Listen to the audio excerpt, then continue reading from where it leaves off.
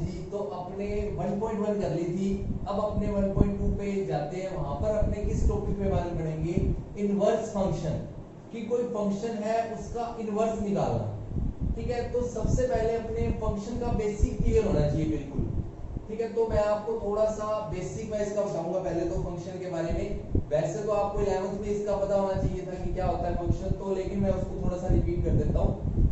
ठीक है, बिल्कुल स्टार्टिंग से अपने पढ़ेंगे, बिल्कुल आराम से पढ़ना है आपने। तो फंक्शन सबसे पहले अपने को ये तो पता ही है कि फंक्शन क्या होता है। जब भी मैं फंक्शन का नाम लेता हूं तो हमारे दिमाग में एक चीज आनी चाहिए, क्या? डोमेन और कोडोमेन। मतलब फंक्शन की एक तो होती है डोमेन और एक क्या होती है? कोडोमेन। ठीक है, एक इसमें क्या होता है? रेंज। तो इन तीनों के बारे में सबसे पहले तो अपने को पता होना चाहिए कि डोमेन क्या होती है, रेंज क्या होती है और कोडोमेन क्या होती है। मान लो कोई फंक्शन है a to b। ठीक है, तो a इसकी क्या होगी? a तो इसकी डोमेन होगी और b इसकी क्या होगी? कोडोमेन होगी। ठीक है, अब अपने मान लो कोई एग्जांपल ले लिया, मैंने एग्जांपल लिया function of x is equal to 3x। बिल्कुल सिंपल एग्जांपल ले लिया, function of x is equal to 3x। तो जो अपने x की जगह वैल्यूज पुट कर रहे हैं वो जिस सेट में मिल रही है उसको अपने बोलते हैं डोमेन। मान लो कोई a सेट है 1 2 3 एंड 4। a सेट है 1 2 3 और 4। तो इस x की जगह मैं क्या पुट कर रहा हूं? 1 पुट कर रहा हूं, 2 पुट कर रहा हूं, 3 या 4 पुट कर रहा हूं। तो a क्या है? इसकी डोमेन होगी। मान लो मैंने इसमें 1 पुट किया तो इसकी वैल्यू क्या आएगी? 1 पुट करने पर इसकी वैल्यू क्या आ जाएगी? फंक्शन की 3 आ जाएगी। अगर मैं इसमें 2 पुट करूं तो इसकी वैल्यू क्या आएगी? 6 आएगी। 1 पुट किया तो 3 आएगी, 2 पुट किया तो 6 आएगी, 3 वैल्यू पुट की तो क्या आएगी? 9, 4 पुट की तो क्या आएगी? 12। ठीक है, तो इसको तो बोलते हैं अपने क्या? डोमेन। अब जो अपनी आंसर आ रहा है, वैल्यूज आ रही है, क्या क्या है? 3 6 9 एंड 12। ये क्या होती है? ये हमारी रेंज होती है। ठीक है, फिर ये एक नया कॉन्सेप्ट, ये कोडोमेन क्या होता है? मेरी बात सुनो। अब क्या है? जो एक अनदर सेट है b, एक सेट था a, एक अनदर सेट है b। अब ये तो इसके रेंज के एलिमेंट है 3 6 9 और 12। लेकिन ये जो b सेट है ये बड़ा भी हो सकता है। मान लो b सेट है और एलिमेंट्स भी है, मान लो 13 14 15 और भी एलिमेंट्स हैं। लेकिन हमारे जो एलिमेंट्स हैं, हमारे रेंज के एलिमेंट्स इसमें जरूर होने चाहिए। कौन कौन से? 3 6 9 और 12।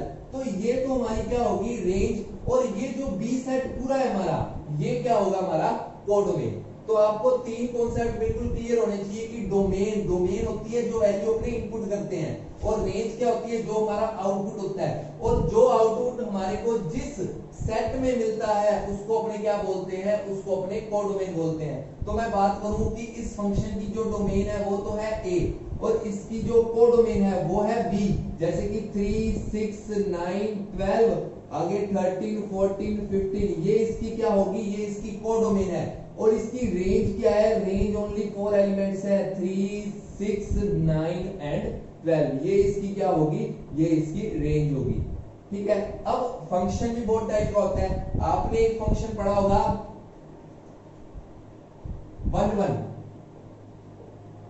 बहुत इंपॉर्टेंट कॉन्सेप्ट है कि 1 1 फंक्शन क्या होता है और एक और फंक्शन होता है ऑन टू फंक्शन क्या होता है। ठीक है, बिल्कुल क्लियर करके चलेंगे। अपने 1 1 फंक्शन क्या है? मान लो 1 की जो इमेज है वो 3 है, 2 की इमेज है 6, 3 की इमेज है 9 और 4 की भी इमेज मान लो होती, क्या होती? 4 की भी इमेज क्या होती? 9 होती। 3 की इमेज भी 9 है एंड 4 की भी इमेज क्या होती? 9 होती। मान लिया एक ऐसा फंक्शन था कि 3 की इमेज भी 9 है एंड 4 की इमेज भी क्या है? 9 है। तो ये फंक्शन 1 1 नहीं होगा। मतलब किसी दो एलिमेंट्स की इमेज सेम नहीं होनी चाहिए, हर एलिमेंट्स की इमेज क्या होनी चाहिए? अलग अलग होनी चाहिए। तो उसको अपने बोलते हैं 1 1 फंक्शन। ठीक है, मतलब हर एलिमेंट्स की अगर इमेज अलग अलग है तो उसको अपने बोलते हैं 1 1 फंक्शन। अब मैं बात करता हूं ऑन टू फंक्शन की। तो ये ऑन टू फंक्शन क्या होता है? ठीक है, अब इसको थोड़ा सा समझेंगे दोबारा।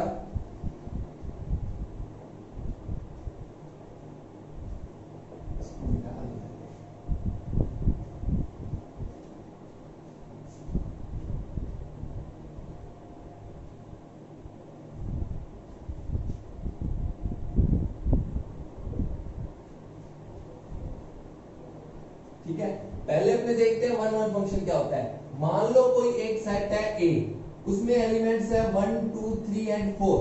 ठीक है, कोई अनदर सेट है बी, इसमें एलिमेंट्स है 5 6 7 8 एंड 9। ये 4 एलिमेंट्स हैं। ठीक है, मान लो 1 की इमेज क्या है 5 है, 2 की इमेज क्या है 6 है, 3 की इमेज 7 है और 4 की भी इमेज क्या है 7 है।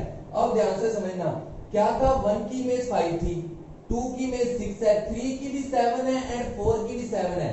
मतलब फंक्शन ऑफ 3 की वैल्यू भी 7 है, फंक्शन ऑफ 4 की भी वैल्यू क्या है 7 है। तो अगर दो फंक्शंस की वैल्यू सेम आ जाए मतलब वो वन वन फंक्शन नहीं होगा।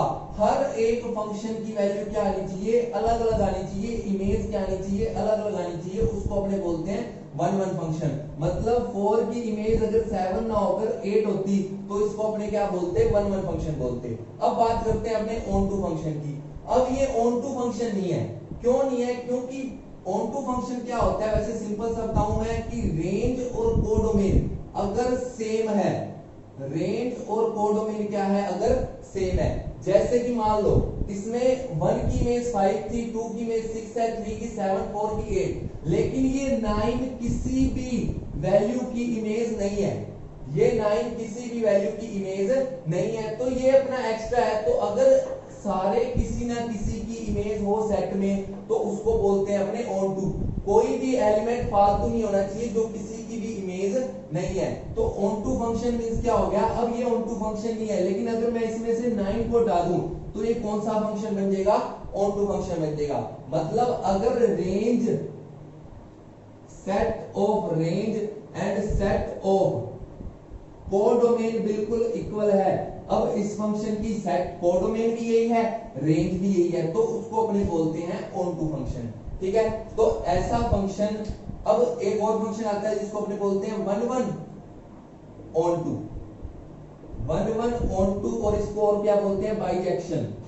मतलब ऐसा फंक्शन जो वन वन भी है जो ऑन टू भी है, मतलब हर एलिमेंट की इमेज भी एक है और जिसमें कोई फालतू एलिमेंट भी नहीं है, तो उसको अपने क्या बोलते हैं, वन वन ऑन टू, या इंग्लिश में बोलते हैं बाइजेक्शन फंक्शन बोलते हैं। ठीक है, अब अपने अपने टॉपिक पे आते हैं इनवर्स फंक्शन। ठीक है, तो इनवर्स फंक्शन क्या होता है।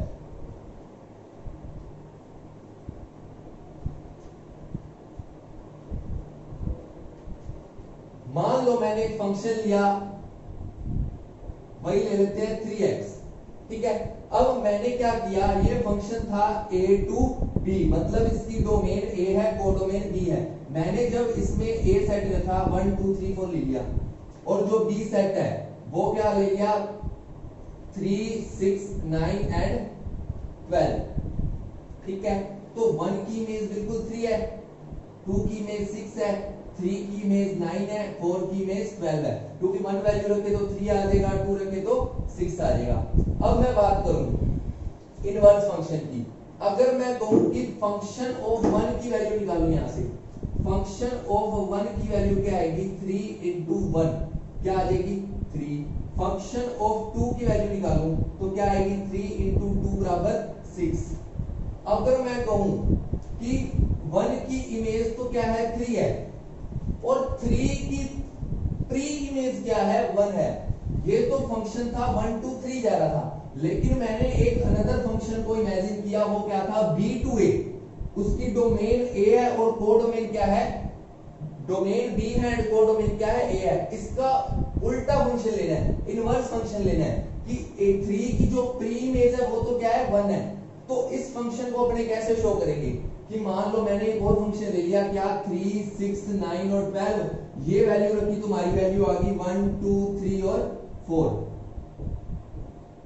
ठीक है, तो ऐसा फंक्शन जिसमें क्या हो डोमेन कोडोमेन में चेंज हो जाए, कोडोमेन डोमेन में चेंज हो जाए, तो उस फंक्शन को अपने इनवर्स फंक्शन बोलते हैं। ये कोई अनदर फंक्शन था g।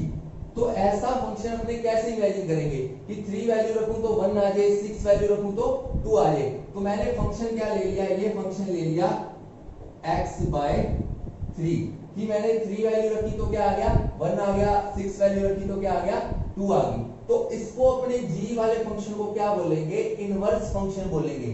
इस फंक्शन को क्या बोलते हैं, इनवर्स फंक्शन। ये इनवर्स फंक्शन होता है इसका, क्योंकि डोमेन किसमें चेंज होगी, कोडोमेन में, और कोडोमेन किसमें चेंज होगी, डोमेन में। ठीक है, तो इस निकालने का इसका एक तरीका होता है। इसको शो किससे करते हैं, मान लो मैंने लिखा था f1 = 3, तो इसको शो करेंगे f इनवर्स 3 = 1। अगर f2 = क्या है 6 है, तो f इनवर्स 6 = क्या आ जाएगा 2। ठीक है, अब अपने इसका एक क्वेश्चन ट्राई करते हैं कि इनवर्स फंक्शन निकालते कैसे हैं किसी भी क्वेश्चन का।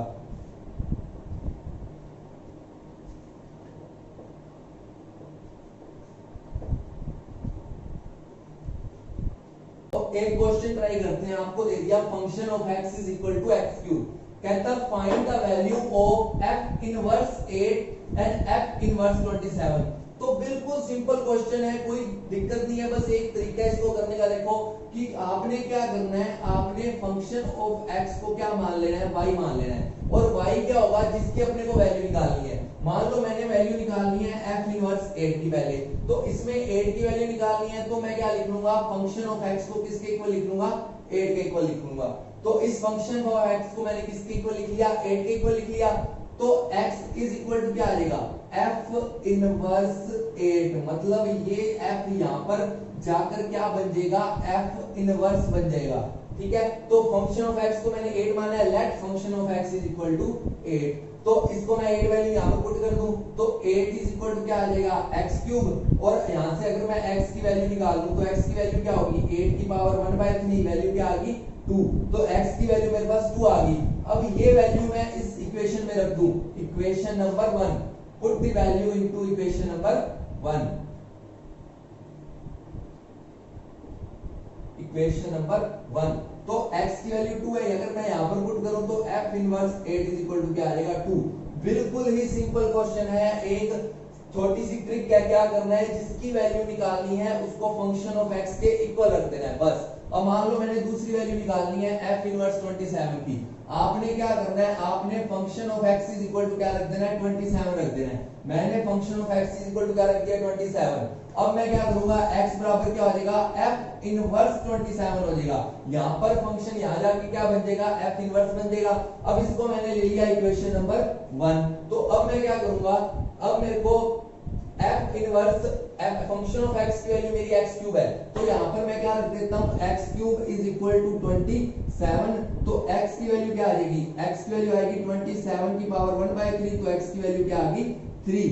अब यही वैल्यू मैंने कहां पुट करनी है, इक्वेशन 1 में, तो पुट वैल्यू इनटू इक्वेशन 1। तो क्या आ गया, 3 = f इनवर्स 27। तो ये अपनी वैल्यू आ गई, f इनवर्स 27 की वैल्यू क्या आ गई, 3 आ गई।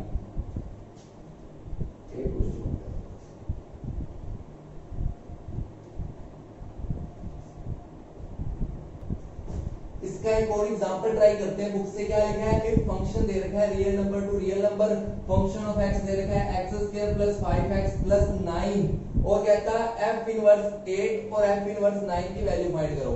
अपने को बिल्कुल सिंपल तरीका पता है, पहले अपने f इनवर्स 8 की वैल्यू निकालते हैं।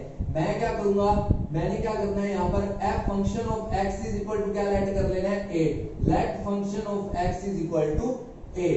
तो फंक्शन ऑफ x को 8 लेट किया, तो x क्या आ जाएगा हमारा, f इनवर्स 8 आ जाएगा, और इसको अपने क्या ले लेंगे, इक्वेशन नंबर 1। अब मैं यहाँ पर फंक्शन ऑफ x की वैल्यू रख दूं, फंक्शन ऑफ x की वैल्यू क्या है, x² + 5x + 9। यहाँ पर मैंने पुट कर दी x² + 5x + 9 = 8, और यहां से देखो x² + 5x + 9 - 8 = 0, तो x² + 5x + 1 = 0। तो अपने इसके x के रूट फाइंड कर लेते हैं। रूट कैसे फाइंड होते हैं अपने को पता ही है, क्या फॉर्मूला होता है, -b + -b² - 4ac/2a। Root find करें तो क्या आएंगे, -5 + बी स्क्वायर मतलब 25 माइनस 4 इंटू 1 अपॉन में 2 इंटू 1। ये आपने 10th क्लास में देखा ही होगा कि कैसे सॉल्व करते हैं इसको, कि रूट कैसे फाइंड करते हैं किसी इक्वेशन पे। तो सिंपल इसी मेथड से कर लेंगे। क्या आएगा -5 प्लस माइनस 21 अपॉन 2 आ जाएगा। मतलब एक तो इसका रूट होगा -5 प्लस √21 अपॉन 2, एक हो जाएगा -5 माइनस √21 अपॉन 2।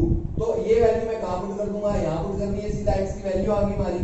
तो ये वैल्यू पुट करनी है इक्वेशन नंबर 1। तो पुट वैल्यू इनटू इक्वेशन 1। तो यहां पर पुट करें तो क्या आएगी, f inverse 8 is equal to क्या आ गया मेरा -5 प्लस माइनस 21 रूट अपॉन में 2।